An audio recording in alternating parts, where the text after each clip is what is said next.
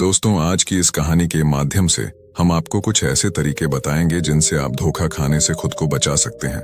भावनात्मक रूप से कमजोर आदमी का लोग हमेशा फायदा उठाते रहते हैं। जो भी इंसान नर्म दिल का होता है, यानी कि भावनात्मक रूप से करुणान होता है, वह अपनी करुणा बस दूसरों की सहायता तो कर देता है, लेकिन बदले में उसे हमेशा धोखा ही मिलता है। तो क्या एक इंसान को भावनात्मक नहीं होना चाहिए? क्या उसे दूसरों पर भरोसा नहीं करना चाहिए? दूसरों की सहायता नहीं करनी चाहिए? क्या करुणावान और संवेदनशील होना गुनाह है? कोई गलती है? कोई संवेदनशील आदमी दिल का बहुत अच्छा होता है। नमस्कार दोस्तों, हमारे RK inspired story YouTube channel में आपका दिल से स्वागत करता है। आइए जानते हैं इस कहानी के माध्यम से। उससे पहले अगर आप भी भगवान बुद्ध को दिल से मानते हैं और उनके सच्चे भक्त हैं तो कहानी को पूरा देखें और कमेंट बॉक्स में नमो बुद्धाय अवश्य लिखें और चैनल सब्सक्राइब करना ना भूलें। एक बार एक युवक जंगल के वृक्ष पर मुक्के मार रहा था। वह बहुत जोर जोर से मुक्के मार रहा था। वह अपने मन का गुस्सा निकालने की कोशिश कर रहा था। शायद उसको किसी ने धोखा दिया था या फिर उसके साथ बहुत बुरा हुआ था, जिससे वह बहुत ज्यादा परेशान था। उसे कहीं भी शांति नहीं मिल रही थी। वह लगातार उस वृक्ष पर मुक्का मार रहा था, जिससे उसकी उंगलियां लहूलुहान हो चुकी थीं। उसी जंगल में एक शीतल पानी का झरना था। वहां पर एक बौद्ध भिक्षु रोज संध्या के समय स्नान करने आया करते थे। यह उनका नित्य का नियम था। आज जब वह इस रास्ते से स्नान करने के लिए उस जंगल में आए तो उन्होंने देखा कि युवक जोर जोर से चीख रहा था और रो रहा था और लगातार उस वृक्ष पर मुक्के मारे जा रहा था। उस युवक के आसपास कोई मौजूद नहीं था। इससे उस भिक्षु को उस युवक की चिंता होने लगी। उसने सोचा कि अगर मैं इसे ऐसे ही अनदेखा करके चला जाऊं तो कहीं यह आत्महत्या ना कर ले। ऐसे विचार आने के बाद भी वह कुछ नहीं बोले। वह लगातार उस युवक की तरफ देखे जा रहा थे। कुछ देर तक तो उस युवक ने उस भिक्षु को नजरअंदाज किया, लेकिन कुछ देर बाद उसे अजीब सा लगने लगा। उसने सोचा, ना तो यह मुझे रोक रहा है और ना ही कुछ कह रहा है। यह तो बस मुझे देखे जा रहा है। इसका क्या मतलब है? बहुत अजीब आदमी है। ऐसे ही विचार उस युवक के मन में उठने लगे। जब कुछ देर बाद भी वह भिक्षु कुछ नहीं बोला तो युवक ने अचानक से उस भिक्षु से पूछा कि महाशय, आप अपने रास्ते क्यों नहीं चले जाते? आपको क्या मतलब? आप यहां रुककर मुझे देख क्यों रहे हैं? भिक्षु ने बहुत शांत स्वर में कहा कि मैं तुम्हें रोक नहीं रहा हूं, तुमसे कुछ कह नहीं रहा हूं, तो मुझसे तुम्हें क्या परेशानी है?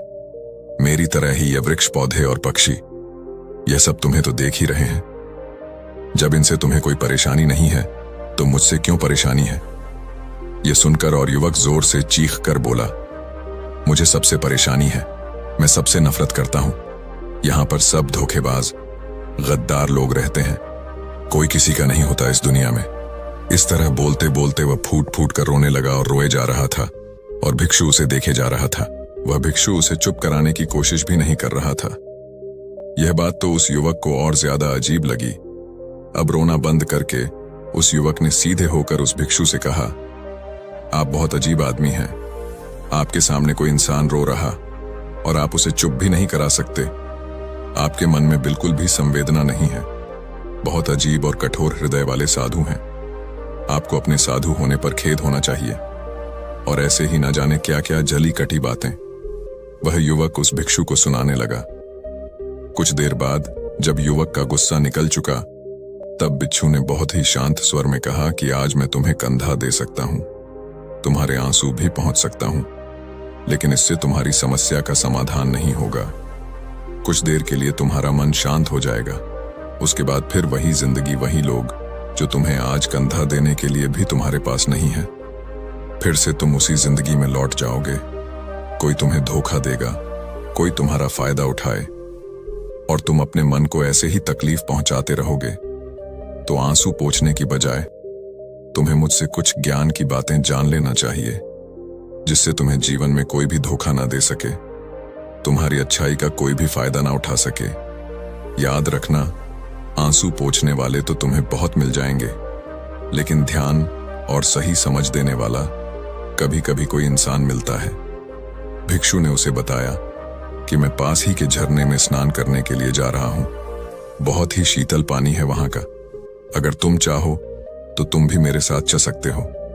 यहां पर अकेले परेशान होने से अच्छा है कि तुम झरने के शीतल पानी में स्नान करो, जिससे तुम्हारा दिमाग, मन, मस्तिष्क और तुम्हारा शरीर सब कुछ पवित्र हो जाएगा। यह सुनकर वह युवक उस भिक्षु के पीछे पीछे हो लिया। जंगल के बीचों बीच रास्ता झरने की तरफ जाता था। जंगल में सन्नाटा छाया हुआ था। उनके पैरों तले सूखे पत्तों की चरमरा की आवाज पूरे जंगल में गूंज रही थी। आज पूर्णिमा की रात थी और आसमान में चांद अपनी उजली रोशनी उस जंगल में फेंक रहा था। उस रोशनी में दोनों उस झरने की तरफ चले जा रहे थे। रास्ते में चलते चलते उस युवक ने उस भिक्षु से कहा कि महात्मा, आपकी जिंदगी मस्त है, आपको किसी चीज की कोई परेशानी नहीं है। आपको पता है कि दुनिया में कैसे कैसे लोग रहते हैं, कितने धोखेबाज, कितने मक्कार, और सबसे महत्वपूर्ण बात, अपने लोग ही धोखा देते हैं जिनसे हम प्रेम करते हैं, जिनको हम अपना मानते हैं। जब उन्हीं से धोखा मिलता है तो कैसा महसूस होता है। कभी कभी तो लगता है कि भोले और दयालु लोगों के लिए यह दुनिया नहीं बनी है, यह धोखेबाज के लिए है, मक्कार के लिए है। वहीं यहां पर फलते फूलते हैं, वही आनंद से जीते हैं, और हमारे जैसे लोग जो दूसरों की सहायता करते हैं, दूसरों को अपना मानते हैं, वह हमेशा जीवन भर दुख में रहते हैं। यही जीवन की सत्यता है और यही संसार है जिसमें हमें रोज घुट घुट कर मरना होता है। गुरुदेव, आपने सही किया, ऐसी जिंदगी को त्याग दिया, पीछे रहने दिया। अब बस अपने में मस्त, किसी से कोई परेशानी नहीं है, किसी की कोई चिंता नहीं। मैं भी सोचता हूं कि मैं भी संन्यास ले लूं। यह सुनकर उस भिक्षु ने कहा कि तुम्हें क्या लगता है, सन्यासी जीवन बहुत आसान होता है? भिक्षु ने बहुत शांत स्वर में कहा कि तुम्हें तो 2 वक्त की रोटी तो शांति से मिल जाती है, हमें तो कभी कभी वह भी नसीब नहीं होती। अगर भिक्षा मिल जाती है तो हम खा लेते हैं, वरना हमें तो भूखा ही सोना पड़ी देता है।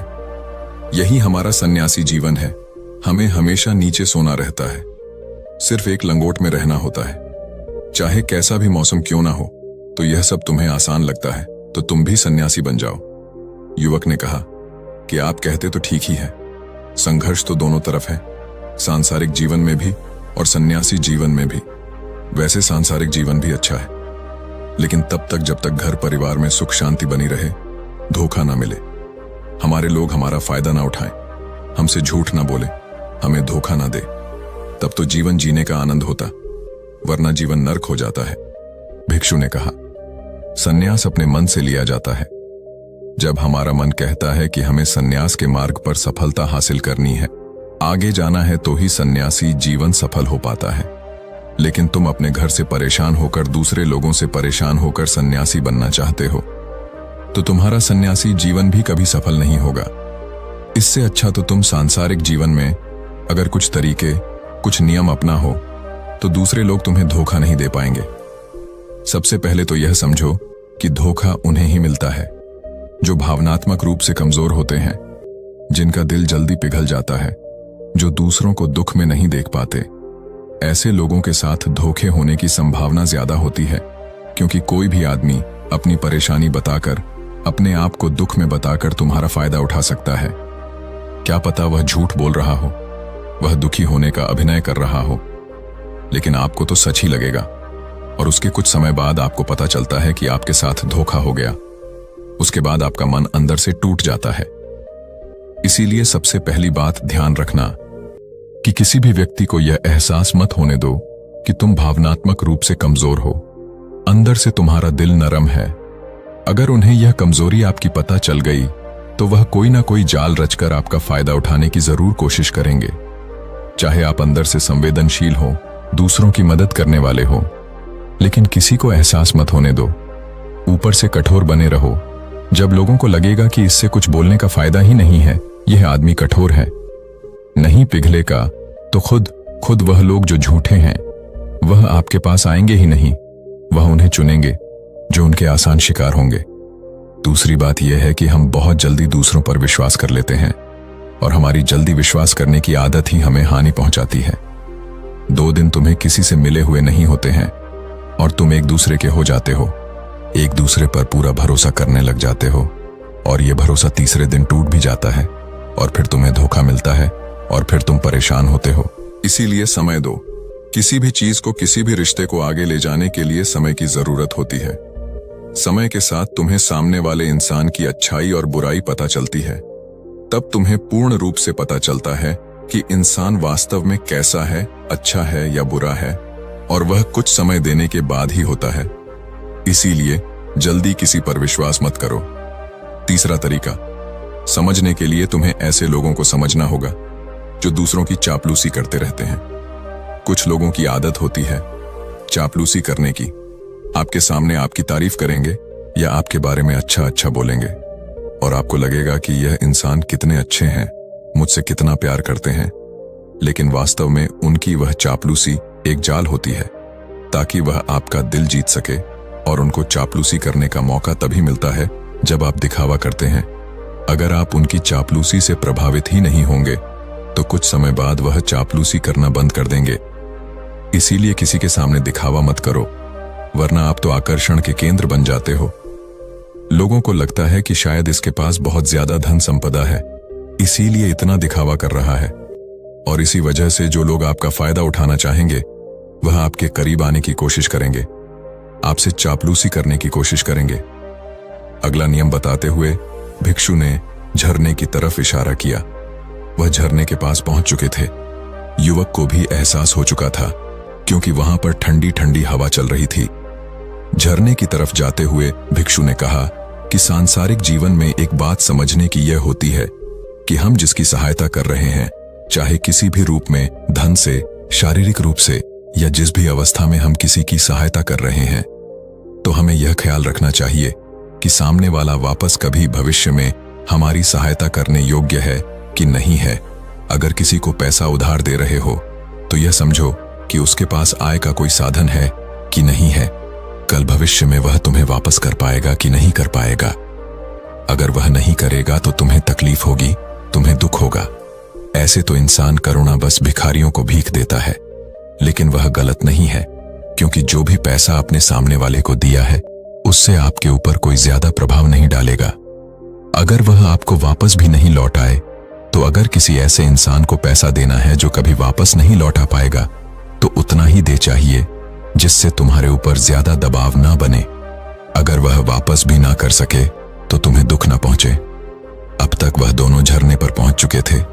दोनों ने अपने वस्त्र उतारकर उस झरने के शीतल पानी में कूद गए। पानी ठंडा था। उन दोनों की सारी थकान और उदासी पल भर में ही दूर हो गई। स्नान कर लेने के बाद दोनों उस झरने के सामने एक वृक्ष के नीचे बैठकर बातें करने लगे। भिक्षु ने उसे आगे समझाते हुए कहा कि शुरुआत में लोगों को नजरअंदाज करना सीखो। जब तुम किसी को शुरुआत में नजरअंदाज करते हो तो जो भी लोग किसी लालच की, वह नजरअंदाज करने के बावजूद भी तुम्हारे करीब ही बना रहेगा। और यही तो एक सच्चे इंसान की पहचान होती है, जो हमारे अपने होते हैं। उनसे हम तकरार भी कर लेते हैं, कला भी कर लेते हैं, उसके बावजूद भी वह हमारी बातों का बुरा नहीं मानते हैं। चाहे कुछ ही समय के लिए वह हमसे नाराज रहे, लेकिन कुछ समय बाद फिर से हम एक हो जाते हैं। और यही तो घर परिवार का मतलब होता है, यही तो अपनों का मतलब होता है। इसीलिए शुरुआत में अनजान लोगों को नजरअंदाज करना सीखो, इग्नोर करना सीखो, ताकि धोखेबाज मक्कार लोग तुम्हारे करीब ही ना आ पाए। अपने इस वार्तालाप को खत्म करते हुए भिक्षु ने अपनी आखिरी और पांचवी बात बताते हुए कहा कि यह आखिरी सीख सबसे ज्यादा महत्वपूर्ण है। सब कुछ होने बाद भी तुम्हें धोखे मिल सकते हैं, लेकिन तुम अगर अपने आंख और कान और अपना दिमाग खोलकर रखते हो, अगर तुम होश में रहोगे, ध्यान करोगे, तो तुम्हें इंसान की आंखें देखते ही समझ में आ जाएगा कि उसे तुमसे क्या चाहिए। तुम उसकी इच्छा और उसका स्वभाव उसकी आंखों में ही देख सकते हो। लोगों की आंखों में, उनकी वाणी में, उनके स्वभाव में उनका सब कुछ दिखाई देता है। बस हम ही अपनी आंखें मूंह कर रखते हैं। दूसरे लोगों से जानो, उसके रिश्तेदारों से जानो, उसके परिवार वालों से जानो कि वह इंसान कैसा है, दूसरों के साथ उसका व्यवहार कैसा है, उसकी जांच करो, तब किसी पर विश्वास करो। ऐसे ही किसी पर विश्वास मत कर लेना। अगर तुम किसी के साथ लंबे समय तक भरोसा करना चाहते हो, किसी के साथ कोई संबंध बनाना चाहते हो और कोई दोस्ती करना चाहते हो या किसी की मदद करना चाहते हो, तो इन सभी परिस्थितियों के बारे में तुम्हें जरूर पता होना चाहिए कि दूसरे लोग उस इंसान के बारे में क्या सोच रखते हैं। इसके बाद तुम जीवन में कभी भी धोखा नहीं खाओगे और तुम्हें कभी भी धोखे की वजह से पछताना नहीं होगा। इसी तरह की बातें करते हुए भिक्षु और वह युवक दोनों जंगल से बाहर आ गए और अपने अपने घर को चले गए।